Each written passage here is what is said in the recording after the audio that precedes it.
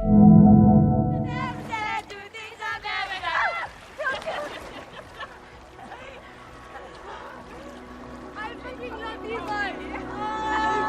new generation of British directors is really exciting for me, like Charlotte Wells with After Sun, Rain Ellen Miller with Roy Lane, or Charlotte Reagan with Scrapper, which by the way had Molly Manning Walker as DP. What a big fucking large portion. Large, extra large. Excuse me? Fortunately, they are doing something very different than other British filmmakers with their Oscar bait dramas or boring costume films. Personally, I really like the subjective sensibility in these films, with the kitchen sink realism, the strong personality, and the very sensual depiction of the environment.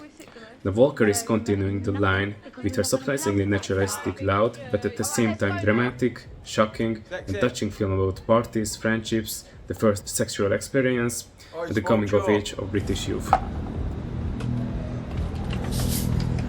No, you can hear me, I can see you smiling. A British teenage girl, Tara, played by Mia McKenna-Bruce, travels with her two best friends to a Greek island to leave high school and their exams behind and experience the biggest party of their lives. Fuck school, let's all just find jobs together. Young Tara plans to finally lose her virginity with someone during the vacation, but things don't turn out the way she imagines. Molly Manning Walker is not only a talented cinematographer who knows how to present these characters and their environment in the most natural and believable way, but she has also done an extraordinary job as a writer and director. The documentary and handheld camera work helps a lot to get close to these characters, and if not get to like them, but we definitely get to know them in their most honest and vulnerable states. Oh, we have to be there 4 hours before. If it wasn't for me, would you be here? Would you be here? The film mainly features amateur actors, all of whom excel, but I must highlight Mia McKenna-Bruce, who plays Tara.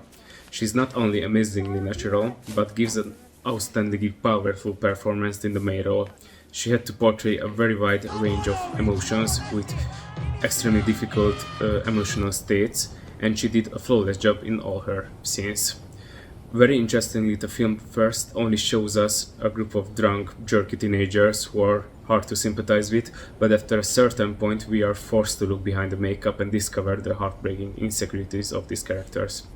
It's quite amazing how it goes from a loud party film with its superficial drunk teenagers to a gut-wrenching drama in just one scene.